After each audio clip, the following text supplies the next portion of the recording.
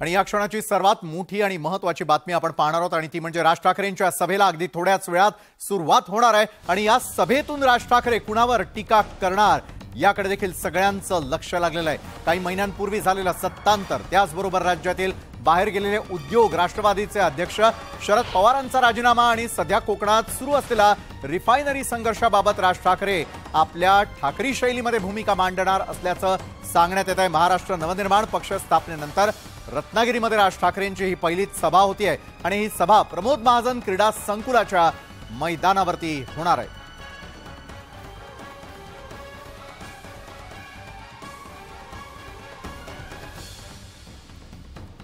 आणि या संदर्भामध्ये अधिक जाणून घेण्यासाठी आपले प्रतिनिधी विशाल पाटील यावेळेला थेट रत्नागिरीहून आपल्या सोबत जोडले गेलेले आहेत। विशाल, अगदी काही क्षणामध्ये त्या ठिकाणी राज ठाकरे यांची तोफ धडाडणार आहे, मात्र आज कुणाला टार्गेट केलं जाणार हे देखील महत्त्वाचं आहे, कारण राजकीय घडामोडी इतक्या घडताना दिसत आहेत की बोलण्यासारखं आज राज ठाकरेंकडे बरंच काही आहे, मात्र राज ठाकरे यांचा रोख कुणाकडे असणार? विशाल,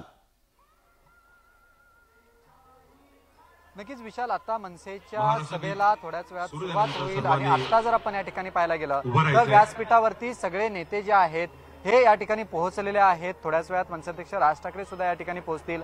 आता महाराष्ट्र गीताला सुरुवात करून या कार्यक्रमाला जी आहे ही सुरुवात केली जाईल, मात्र आता जर आपण या ठिकाणी गर्दीचं स्वरूप जर पाहायला गेलं तर अद्यापही म्हणावी तशी गर्दी जी आहे ही जमलेली नाहीये।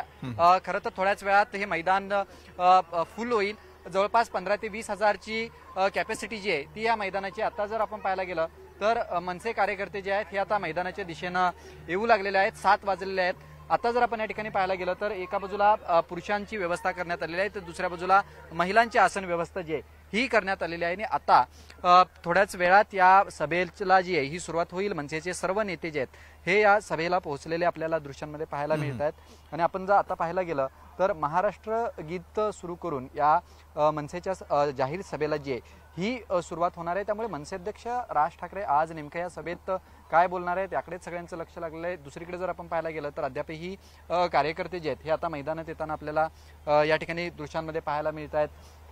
जवळपास 15 ते 20 हजार ची गर्दी जी आहे ह्या मैदानात होणं अपेक्षित आहे। अद्यापही सर्व खुर्च्या ज्या आहेत ह्या भरलेल्या नाही आहेत। आता कार्यकर्ते जे आहेत हे येऊ लागलेले आहेत। थोड्याच वेळात ह्या कार्यक्रमाला म्हणजे जाहीर सभेला जी आहे ही सुरुवात होईल आणि सगळ्यात महत्त्वाचं म्हणजे मनसे अध्यक्ष राज ठाकरे नेमकं काय बोलणार आहेत, कोकणातील महत्त्वाच्या मुद्द्यांवरती काय भाष्य करणार आहेत, जे बारसू प्रकरण सुरू आहे या प्रकरणावरती मनसेची नेमकी काय भूमिका असणार आहे याकडे सुद्धा सगळ्यांचं लक्ष लागलेलं आहे। कारण अद्यापही मनसेकडनं याबाबतीत भूमिका जी आहे ही जाहीर करण्यात आलेली आहे। त्यामुळे बारसू प्रकरण आणि शरद पवार यांच्या राजीनाम्याच्या प्रकरणावर सुद्धा मनसेकडनं कोणतीही अधिकृत भूमिका जी आहे ही जाहीर करण्यात आलेली नव्हती। याबाबतीत याचा समाचार सगळ्याचा कसा मनसे अध्यक्ष राज ठाकरे घेतात हे पाहणं अधिक महत्त्वाचं ठरणार आहे। त्यामुळे थोड्याच वेळात ह्या मनसेच्या सभेला जी आहे ही सुरुवात होणार आहे। विशाल, बरोबर आहे विशाल, मात्र ज्या प्रकारे आसन व्यवस्थांसंदर्भातली माहिती आपण दिली की साधारण 15 ते 20 हजार जण त्या ठिकाणी बसू शकतील, इतकी मोठी आसन क्षमता असताना देखील अनेक खुर्च्या अजूनही रिकाम्या का आहेत? काय नेमकं देवतं काय रिकाम्या खुर्च्या ज्या यावेळेला आपल्याला पाहायला मिळतात? तर दुसरीकडे कुठेतरी मनसे तयारी करताना त्या ठिकाणी कमी पडलेली आहे का? यावेळेला सभास्थळावरचा जर आपण आढावा घेताय तर त्या ठिकाणी असलेल्या मंचावरती कुणाची उपस्थिती असल्याचं देखील दिसून येत आहे। विशाल, नक्कीच खरं तर आता या सभेला सुरुवात होईल। आपण जर व्यासपीठावरती पाहायला गेलं तर मनसेचे सर्वच अविनाश अभ्यंकर आहेत, संदीप देशपांडे या ठिकाणी उपस्थित आहेत, नितीन सरदेसाई या ठिकाणी मनसेचे नेते उपस्थित आहेत, मनोज चव्हाण मनसेचे सरचिटणीस या ठिकाणी उपस्थित आहेत, मनसेचे आमदार राजू पाटील हे सगळेच नेते जे आहेत हे या ठिकाणी पोहोचलेले आपल्याला पाहायला मिळत आहेत। दुसरीकडे जर आपण पाहायला गेलं तर आज 5:30-6 वाजेपर्यंत या ठिकाणी ऊन नक्कीच विशाल मी आपल्याकडे पुन्हा एकदा येईल, मात्र या क्षणाची सर्वात मोठी बातमी आणि ती म्हणजे राज ठाकरेंच्या सभेला आज गर्दी कमी असल्याचं थेटपणे दिसतंय। राज ठाकरेंच्या सभेत अनेक खुर्च्या अजूनही रिकाम्या असल्याचं दिसतंय, अजूनही सभेला गर्दी नाही। त्यामुळे मनसेच्या या सभेला गर्दी का कमी होताना दिसते? 7 वाजले तरी देखील कार्यकर्ते का जमेनाचे झालेले आहेत आणि अनेक खुर्च्या अजूनही रिकाम्या का याचा देखील विचार आता मनसेला त्या ठिकाणी करावा लागेल। मात्र दुसरीकडे राज ठाकरेंच्या या सभेकडे अतिशय महत्त्वपूर्ण म्हणून पाहिलं जात होतं, कारण राज्यात घडत असलेल्या अनेक राजकीय घडामोडी आणि त्या पार्श्वभूमीवरती रत्नागिरीमध्ये होणारी पहिली सभा म्हटल्यानंतर जे एरवी चित्र पाहायला मिळतं राज ठाकरेंची ज्या ज्या ठिकाणी सभा असते त्या त्या ठिकाणी मात्र अक्षरशः गर्दी ओसंडून वाहताना दिसते। अनेकांना साधं बसण्यासाठी देखील जागा नसल्याचं दिसतं। मात्र रत्नागिरीमध्ये असं का घडताना दिसून येत आहे? अजूनही सभेला गर्दी का होत नाहीये? अजूनही कार्यकर्त्यांची किंवा गर्दीची जमवाजमव करण्याची वेळ मनसेवरती का आलेली आहे? कारण राज ठाकरेंच्या सभेमध्ये अजूनही खुर्च्या रिकाम्या असल्याचंच पाहायला मिळत आहे। याच संदर्भामध्ये अधिक माहिती देत आहेत आपले प्रतिनिधी थेट रत्नागिरीमधून, ज्या ठिकाणी हे सभास्थळ आहे। विशाल पाटील त्या ठिकाणी दाखल आहे। विशाल, खरं तर राज ठाकरेंच्या सभेमध्ये खुर्च्या रिकाम्या दिसत नाहीत, मात्र आज रत्नागिरीत हेच चित्र वेगळं का दिसतंय? कार्यकर्त्यांची जमवाजमव करावी लागणार आहे मनसेला? विशाल,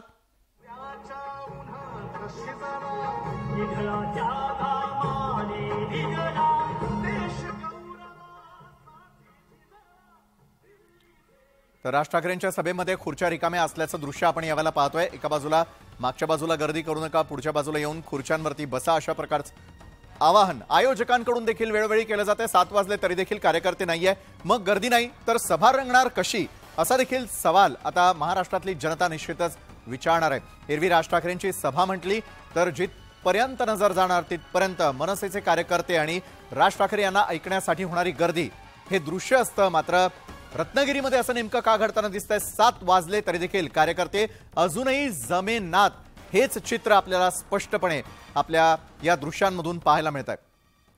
सभास्थळी जर ऐकणाऱ्यांची गर्दी नसेल तर सभा रंगणार कशी, हा देखील एक कळीचा मुद्दा या निमित्तानं उपस्थित होतो। कारण अजूनही सभेला गर्दी झालेलीच नाहीये। राज ठाकरेंची सभा म्हटल्यानंतर अनेकांना उत्सुकता असते। बेधडकपणे आज राज ठाकरे कुठल्या मुद्द्यांवरती बोलणार, कुठल्या मुद्द्यांना हात घालणार। मात्र राज ठाकरेंच्या सभास्थळावरून ज्यावेळेला आपण आढावा घेतोय, आमचे प्रतिनिधी देखील त्या ठिकाणी दाखल झालेले आहेत। अनेक खुर्च्या अजूनही थेटपणे रिकाम्या असल्याचं पाहायला मिळतंय।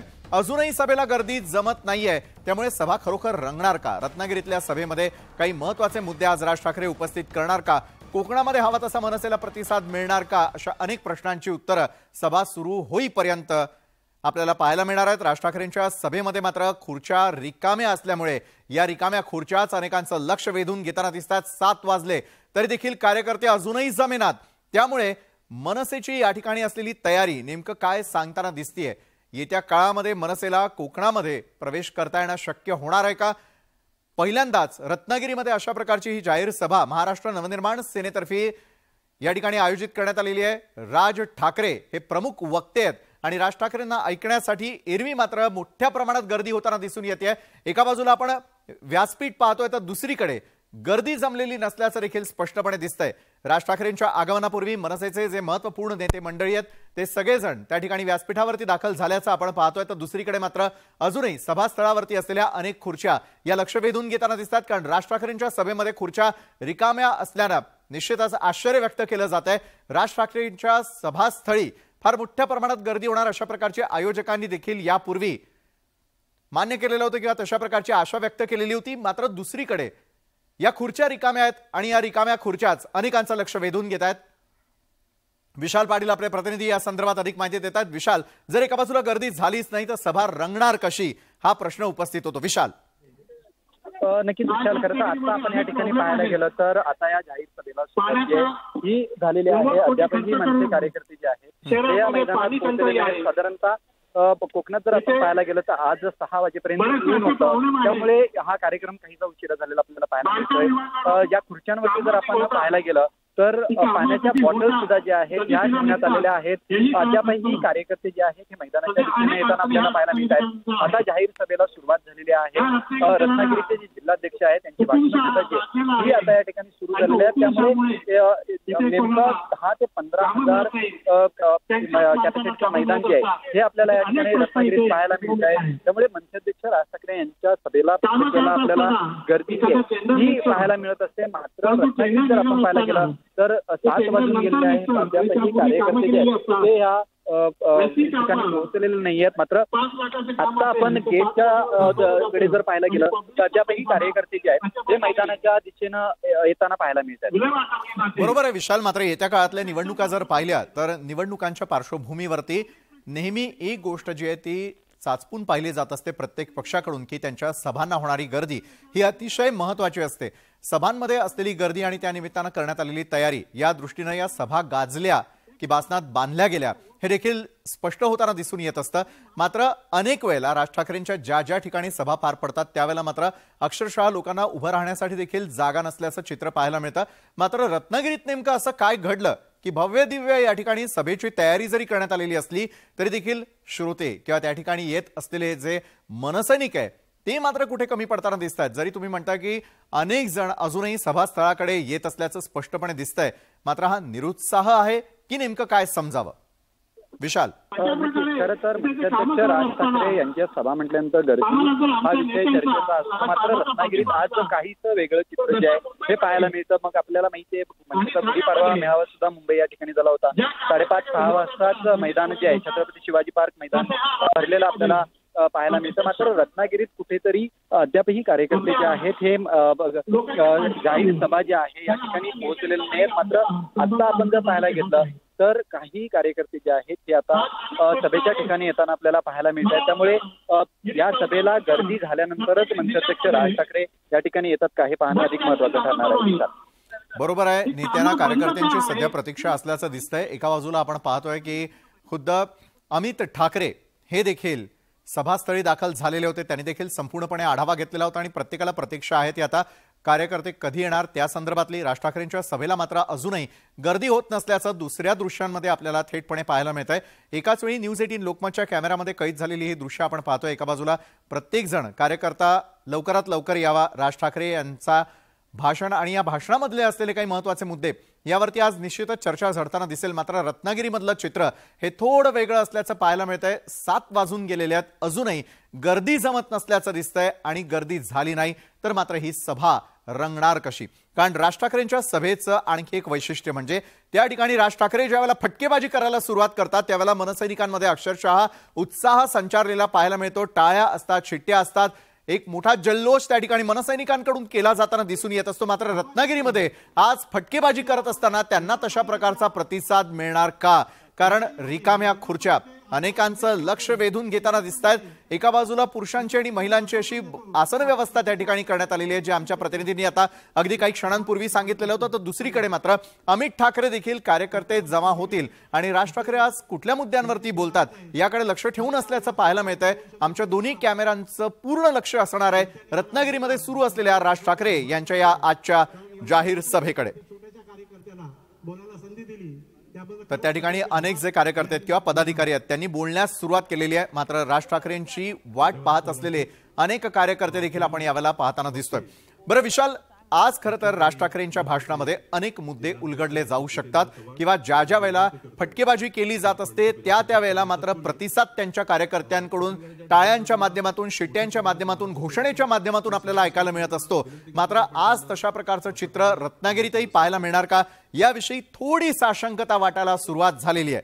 न्यूज 18 लोकमतची टीम देखील थेटपणे महाड या ठिकाणी सुरू असलेली जी सभा आहे आणि रत्नागिरीमध्ये असलेली मनसेची सभा या दोन्ही सभांवरती पूर्णपणे लक्ष ठेवून आहे। मात्र राज ठाकरे मनसे प्रमुख ज्या वेळेला ज्या ज्या ठिकाणी दाखल होतात त्यावेळेला गर्दी खेचली जाते आणि गर्दी यासाठी येत असते की ज्या प्रकारे फटकेबाजी राज ठाकरे राज्यातल्या विविध मुद्द्यांवरती करत असतात त्यावेळेला त्यांची भूमिका काय आहे, मनसेची भूमिका काय आहे हे देखील जाणून घेणं अतिशय महत्त्वाचं असतं। कारण अगदी काही दिवसांपूर्वी असलेलं शरद पवार असतील, राष्ट्रवादी काँग्रेसमधलं राजीनामा नाट्य अवघ्या महाराष्ट्रानं पाहिलेलं होतं। दुसरीकडे झालेलं सत्तांतर आहे, सत्तांतर झाल्यानंतरही अजून असलेली काही ठिकाणची टांगती तलवार असे अनेक मुद्दे आज राज ठाकरे यांच्या बोलण्यासाठी त्या ठिकाणी त्यांनी तयार केलेले असतील। मात्र ऐकण्यासाठी येणारे जे श्रोते आहेत किंवा गर्दी आहे ती मात्र अजूनही कमी असल्याचं पाहायला मिळतंय।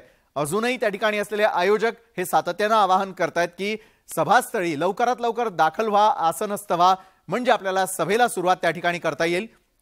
तत्पूर्वी स्थानिक असलेले पदाधिकारी, नेते मंडळी यांनी व्यासपीठावरून बोलण्यास सुरुवात केलेली आहे। आज सभास्थळी मात्र काय काय नेमकं घडतं यावरती देखील न्यूज 18 लोकमतची टीम सातत्यानं नजर ठेवून आहे। नेत्यांना एका बाजूला कार्यकर्त्यांची प्रतीक्षा आहे, राज ठाकरेंच्या सभेला गर्दी का नाही याचं देखील आता चिंतन करण्याची वेळ आलेली आहे। सभास्थळी जर गर्दी झाली तर मात्र आजचा माहोल